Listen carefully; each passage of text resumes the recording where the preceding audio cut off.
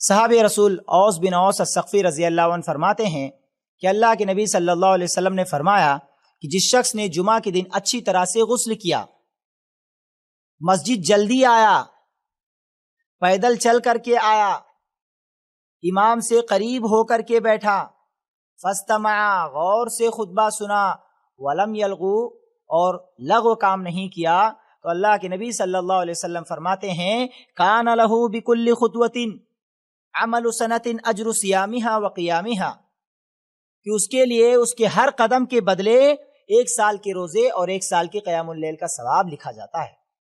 بلا شبہ یہ اللہ اور اس کے رسول کا ایک عظیم تحفہ ہے، لیکن افسوس اس بات پر ہے کہ ہمارے معاشرے میں اس عظیم تحفے کو قبول کرنے والے لوگ بہت کم ہیں، اس عظیم نعمت کی قدر کرنے والے لوگ بہت کم ہیں۔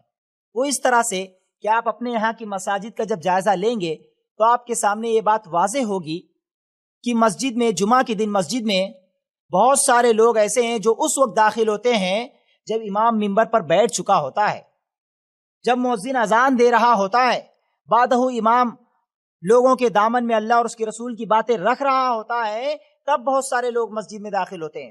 اور کئی لوگ تو ایسے ہیں جو اس وقت مسجد میں داخل ہوتے ہیں جب امام خطبہ ختم کر چکا ہوتا ہے۔ میرے اسلامی بھائیوں، یہ مناسب نہیں ہے، آپ سے گزارش ہے کہ آپ اس طرح سے نہ کریں، اللہ اور اس کے رسول کی اس عظیم تحفے کی قدر کریں۔ میں اس عظیم نعمت کی اہمیت کی وضاحت کے لیے آپ کے سامنے ایک مثال پیش کر رہا ہوں، بغور سماعت فرمائیں۔ ایک بندہ ہے، اس کا گھر مسجد سے منیمم 50 قدم کی دوری پر ہے۔ اگر وہ بندہ اس حدیث پر صرف اور صرف 1 مہینہ اگر عمل کرتا ہے تو منیمم وہ 200 سال کے روزے اور 200 سال کے قیام اللیل کے ثواب کو حاصل کرنے والا ہوگا، میکسیمم 250 سال کے روزے اور 250 سال کے قیام اللیل کے ثواب کو اپنے نامہ اعمال میں جمع کرنے والا ہوگا۔ آپ بتائیں کہ کیا کسی بندے کی عمر 200 سال 250 سال ہوتی ہے؟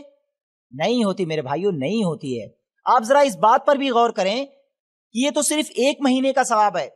اگر کوئی بندہ اس حدیث پر 5 مہینے، 10 مہینے، 1 سال، 5 سال، 10 سال، 20 سال، 40 سال، 50 سال اگر عمل کرتا ہے تو آپ ذرا اندازہ لگائیں کہ وہ بندہ اپنے نامہ اعمال میں کتنی ساری نیکیوں کو جمع کرنے والا ہوگا۔